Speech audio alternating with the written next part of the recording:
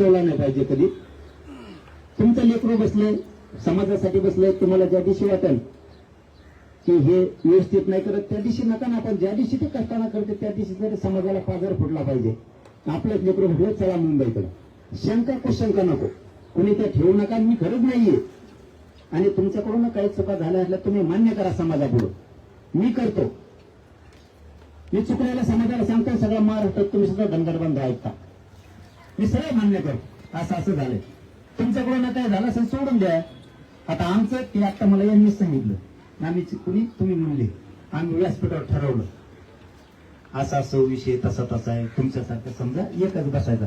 पण आमचा मेनू ठरलो, आमचेच लोक म्हणले व्यासपीठावर नको दुसरं कोणी, तुम्ही एकटे. त्यामुळे ते समाजाला मान्य असेल तर ठरू द्या, नसेल तर नको. मी एक उदाहरण म्हणून सांगतो.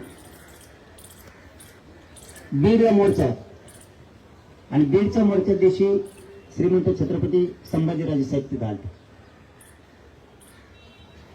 आणि तिथलं अध्यक्षस्थान माझ्याकडं होतं. भाषणाची वेळ आली, सगळ्यांनी सांगितलं जरांगे पाटील शेवटी बोलणार आहेत. मी सांगितलं अजिबात जमणार नाही, माझा राजाही बसलेला असताना मी नाही बोलू शकत. तसं तुमच्या राजा महाराजांनाही तुम्ही जवळ घ्या, तुमचे ज्येष्ठ कोणी असतील त्यांना घ्या. एकदा कोल्हापूरला पण सभा होती, त्यावेळी सुद्धा सगळे व्यासपीठाच्या खाली बसलेले होते. मी स्वतः श्रीमंत शिवराजे महाराज साहेबांना आणि श्रीमंत संभाजीराजे साहेबांना म्हणलं व्यासपीठावर घ्या, नाही तर मी व्यासपीठाच्या खाली जातो.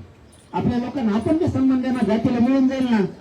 तुमचे जे रुटलेत ना नेते त्यांना सन्मान द्या, तुम्ही वामाना पुढे, मी फक्त उपोषणाला बसून राहतो, आरक्षण घ्या. किती सोपं आहे, घे मान, काय फरक नाही पडत. त्यांना बोला, मी बोलणार आहे, मी पण बोलणार आहे. खरं सांगतो, मी आता गाडीत बसलो ना, तुमच्या सगळ्या धनगराच्या नेत्याला बोलणार मी. तो तर असा भोंगाला येतो त्यांच्या मागं, घरी झोपलेच कसा लेकराला नाही, मला आजपासून त्यांच्या मागे